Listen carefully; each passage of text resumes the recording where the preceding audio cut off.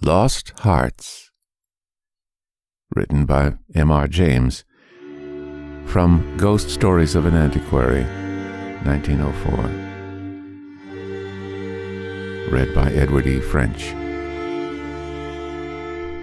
It was, as far as I can ascertain, in September of the year 1811 that a post-chaise drew up before the door of Aswarby Hall in the heart of Lincolnshire. The little boy, who was the only passenger on the chaise, and who jumped out as soon as it had stopped, looked about him with the keenest curiosity during the short interval that elapsed between the ringing of the bell and the opening of the hall door. He saw a tall, square, red-brick house built in the reign of Anne. A stone-pillared porch had been added in the purer classical style of 1790. The windows of the house were many, tall and narrow, with small panes and thick white woodwork. A pediment pierced with a round window crowned the front. There were wings to right and left, connected by curious glazed galleries, supported by colonnades, with a central block. These wings plainly contained the stables and offices of the house. Each was surmounted by an ornamental cupola with a gilded vane. The post-chaise had brought him from Warwickshire, where, some 6 months before, he had been left an orphan. Now, owing to the generous offer of his elderly cousin Mr. Abney, he had come to live at Aswarby. The offer was unexpected, because all who knew anything of Mr. Abney looked upon him as a somewhat austere recluse, into whose steady-going household the advent of a small boy would import a new and, it seemed, incongruous element. The truth is that very little was known of Mr. Abney's pursuits or temper. The professor of Greek at Cambridge had been heard to say that no one knew more of the religious beliefs of the later pagans than did the owner of Aswarby. Certainly his library contained all the then available books bearing on the mysteries, the Orphic poems, the worship of Mithras, and the Neoplatonists. In the marble-paved hall stood a fine group of Mithras slaying a bull, which had been imported from the Levant at great expense by the owner. He had contributed a description of it to the Gentleman's Magazine, and he had written a remarkable series of articles in the Critical Museum on the superstitions of the Romans of the Lower Empire. He was looked upon, in fine, as a man wrapped up in his books, and it was a matter of great surprise among his neighbours that he should ever have heard of his orphan cousin, Stephen Elliott, much more that he should have volunteered to make him an inmate of Aswarby Hall. Whatever may have been expected by his neighbours, it is certain that Mr. Abney, the tall, the thin, the austere, seemed inclined to give his young cousin a kindly reception. The moment the front door was opened, he darted out of his study, rubbing his hands with delight. "Ha ha! How are you, my boy? How are you? How old are you?" said he. "That is, you're not too much tired, I hope, by your journey to eat your supper." "No, thank you, sir," said Master Elliot. "I am pretty well." "That's a good lad," said Mr. Abney. "And how old are you, my boy?" It seemed a little odd that he should have asked the question twice in the first 2 minutes of their acquaintance. "I'm 12 years old next birthday, sir," said Stephen. "And when is your birthday, my dear boy? 11th of September, eh? That's well. That's very well. Nearly a year hence, isn't it? I like to get these things down in my book." "Sure it's 12? Certain?" "Yes. Quite sure, sir." "Well, well. Take him to Mrs. Bunch's room, Parks, and let him have his tea, supper, whatever it is." "Yes, sir," answered the staid Mr. Parks, and conducted Stephen to the lower regions. Mrs. Bunch was the most comfortable and human person whom Stephen had as yet met at Aswarby. She made him completely at home. They were great friends in a quarter of an hour, and great friends they remained. Mrs. Bunch had been born in the neighbourhood some 55 years before the date of Stephen's arrival, and her residence at the Hall was of 20 years' standing. Consequently, if anyone knew the ins and outs of the house and the district, Mrs. Bunch knew them, and she was by no means disinclined to communicate her information.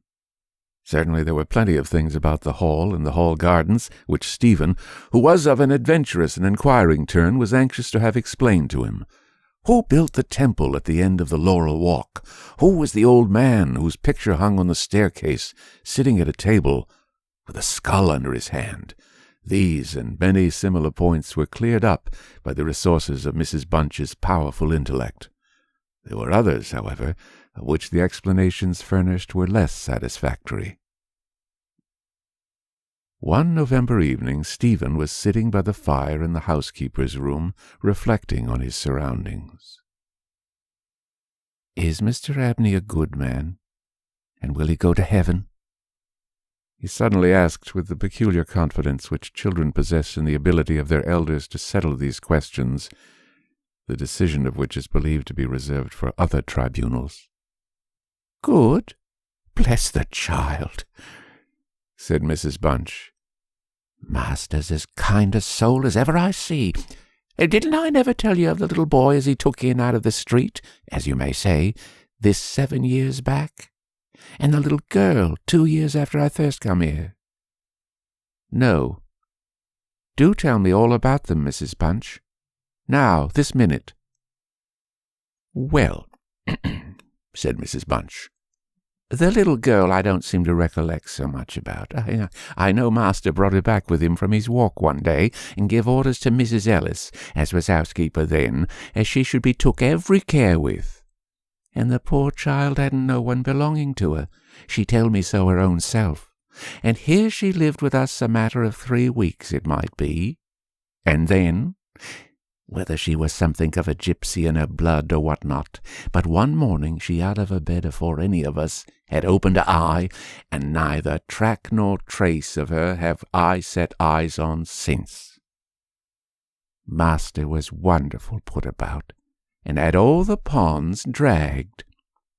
But it's my belief she was had away by them gypsies, for there was singing round the house for as much as an hour the night she went, and Parks, he declare as he heard 'em a-calling in the woods all that afternoon.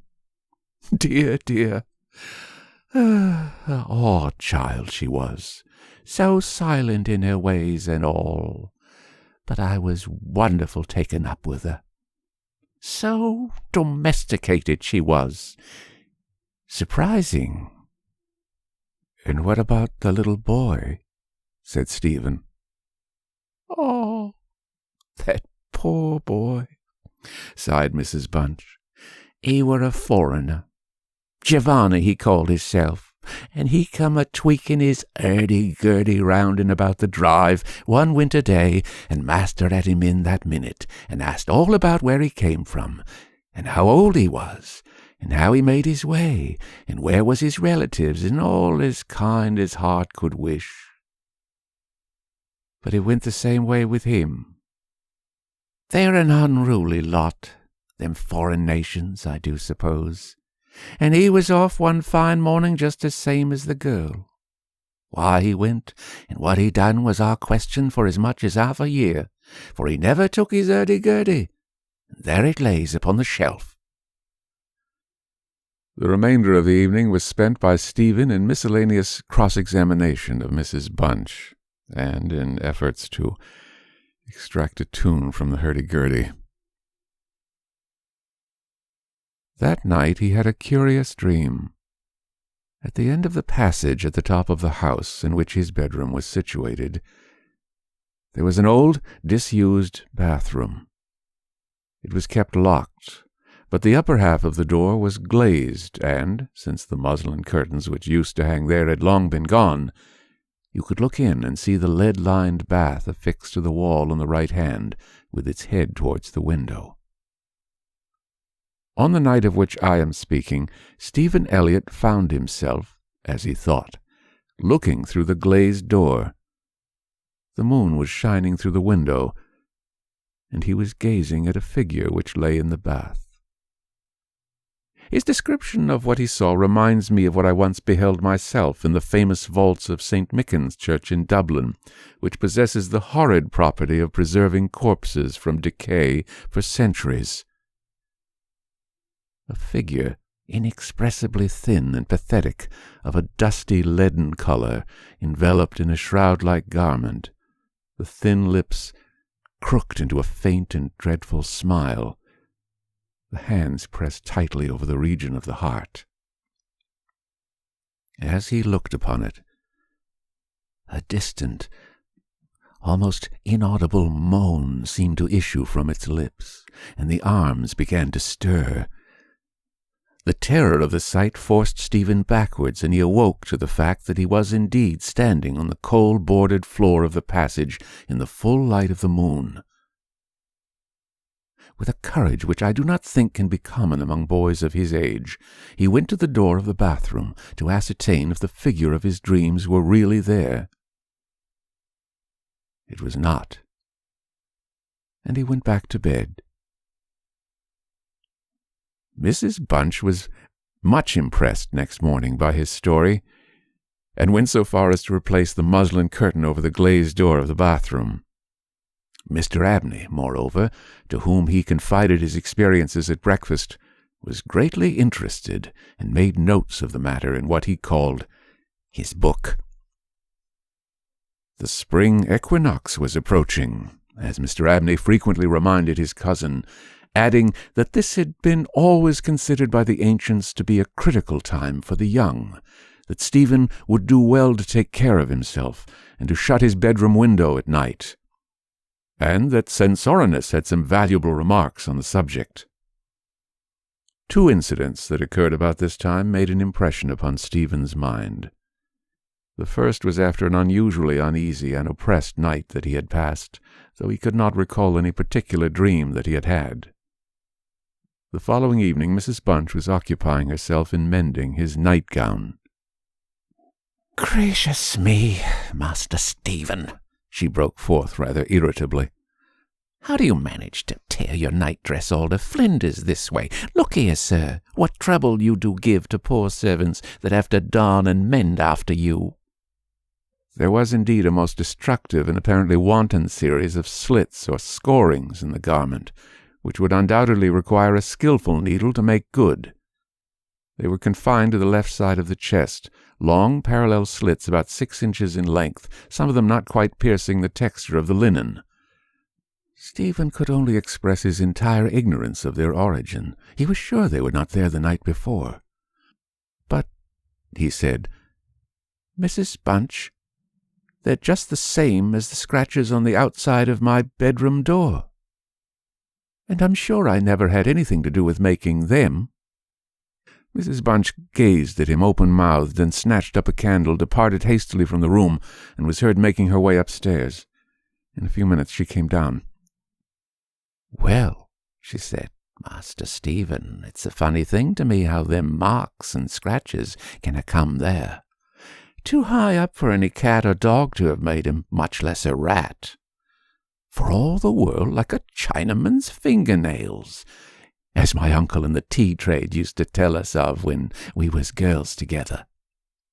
I wouldn't say nothing to the master, not if I was you, Master Stephen, my dear. And just turn the key of the door when you go to your bed." "I always do, Mrs. Bunch, as soon as I've said my prayers." "Ah, that's a good child. Always say your prayers, and then no one can hurt you." Herewith Mrs. Bunch addressed herself to mending the injured nightgown, with intervals of meditation, until bedtime. This was on a Friday night in March, 1812. On the following evening, the usual duet of Stephen and Mrs. Bunch was augmented by the sudden arrival of Mr. Parkes, the butler, who, as a rule, kept himself rather to himself in his own pantry. He did not see that Stephen was there. He was, moreover, flustered and less slow of speech than was his wont. "Master may get up his own wine, if he likes, of an evening," was his first remark. "Either I do it in the daytime or not at all, Mrs. Bunch. I don't know what it may be. Very like it's the rats, or the wind got into the cellars, but I'm not so young as I was, and I can't go through with it as I have done."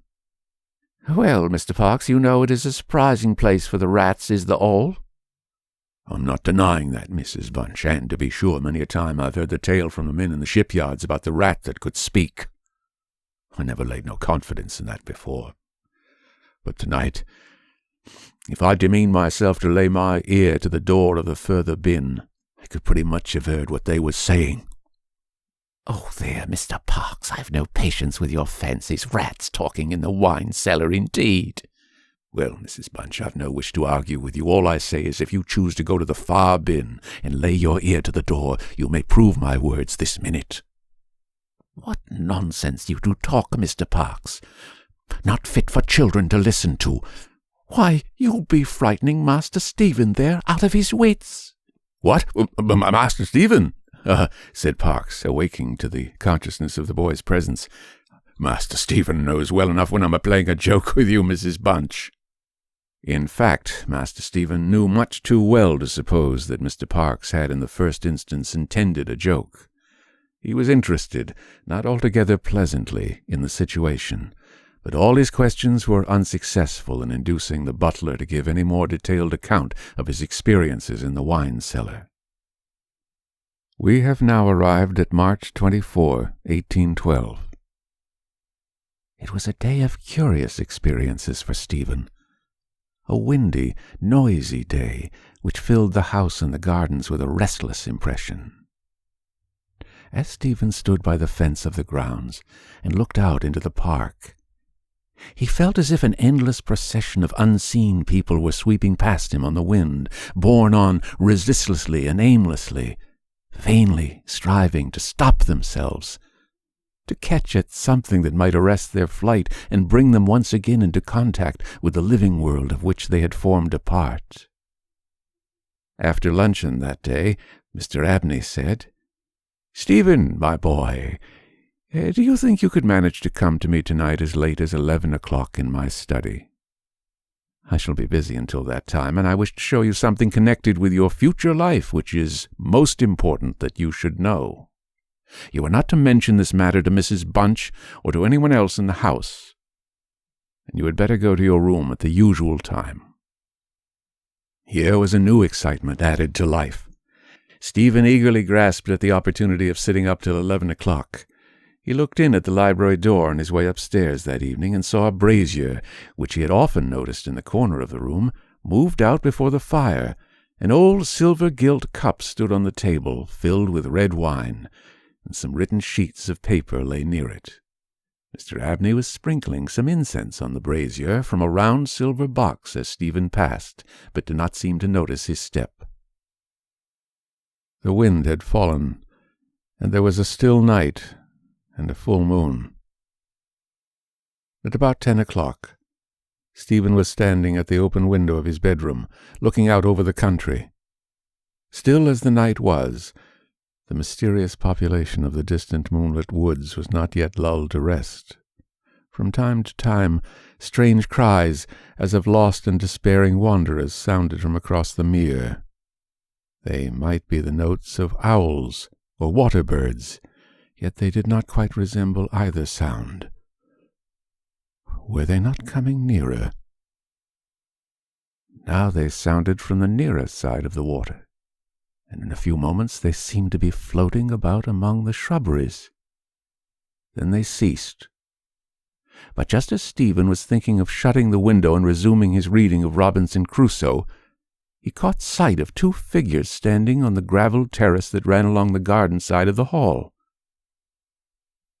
The figures of a boy and girl, as it seemed. They stood side by side, looking up at the windows. Something in the form of the girl recalled irresistibly his dream of the figure in the bath. The boy inspired him with more acute fear. Whilst the girl stood still, half smiling, with her hands clasped over her heart, the boy, a thin shape, with black hair and ragged clothing, raised his arms in the air with an appearance of menace and of unappeasable hunger and longing.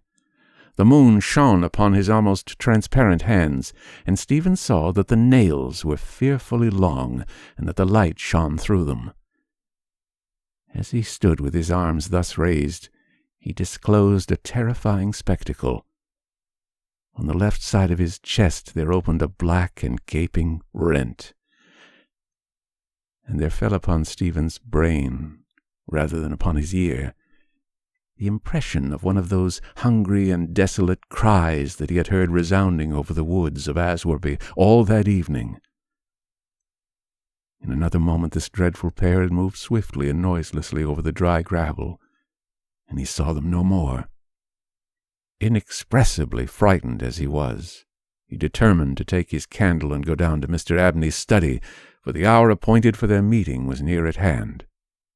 The study, or library, opened out of the front hall on one side, and Stephen, urged on by his terrors, did not take long in getting there.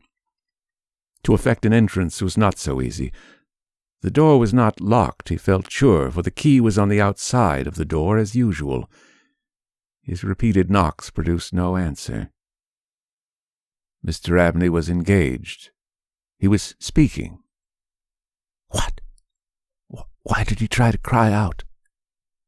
Why was the cry choked in his throat? Had he, too, seen the mysterious children? But now everything was quiet, and the door yielded to Stephen's terrified and frantic pushing. On the table in Mr. Abney's study, certain papers were found which explained the situation to Stephen Elliott when he was of an age to understand them. The most important sentences were as follows. It was a belief very strongly and generally held by the ancients, of whose wisdom in these matters I have had such experience as induces me to place confidence in their assertions, that by enacting certain processes, which to us moderns have something of a barbaric complexion, a very remarkable enlightenment of the spiritual faculties in man may be attained, that, for example, by absorbing the personalities of a certain number of his fellow creatures, an individual may gain a complete ascendancy over those orders of spiritual beings which control the elemental forces of our universe. It is recorded of Simon Magus that he was able to fly in the air, to become invisible, or to assume any form he pleased, by the agency of the soul of a boy whom, to use the libellous phrase employed by the author of the Clementine Recognitions, he had murdered. I find it set down, moreover, with considerable detail in the writings of Hermes Trismegistus, that similar happy results may be produced by the absorption of the hearts of not less than 3 human beings below the age of 21 years. To the testing of the truth of this receipt, I have devoted the greater part of the last 20 years, selecting as the corpora vilia of my experiment such persons as could conveniently be removed without occasioning a sensible gap in society. The first step I effected by the removal of one Phoebe Stanley, a girl of gypsy extraction, on March 24, 1792. The second by the removal of a wandering Italian lad named Giovanni Paoli on the night of March the 23rd, 1805. The final victim, to employ a word repugnant in the highest degree to my feelings, must be my cousin, Stephen Elliott. His day must be this March the 24th, 1812. The best means of effecting the required absorption is to remove the heart from the living subject, to reduce it to ashes, and to mingle them with about a pint of some red wine, preferably port. The remains of the first 2 subjects, at least, it will be well to conceal. A disused bathroom or wine cellar will be found convenient for such a purpose. Some annoyance may be experienced from the psychic portion of the subjects, which popular language dignifies with the name of ghosts. But the man of philosophic temperament, to whom alone the experiment is appropriate, will be little prone to attach importance to the feeble efforts of these beings to wreak their vengeance on him. I contemplate with the liveliest satisfaction the enlarged and emancipated existence which the experiment, if successful, will confer on me, not only placing me beyond the reach of human justice, so-called, but eliminating to a great extent the prospect of death itself. Mr. Abney was found in his chair, his head thrown back, his face stamped with an expression of rage, fright, and mortal pain. In his left side was a terrible lacerated wound, exposing the heart. There was no blood on his hands, and a long knife that lay on the table was perfectly clean. A savage wildcat might have inflicted the injuries.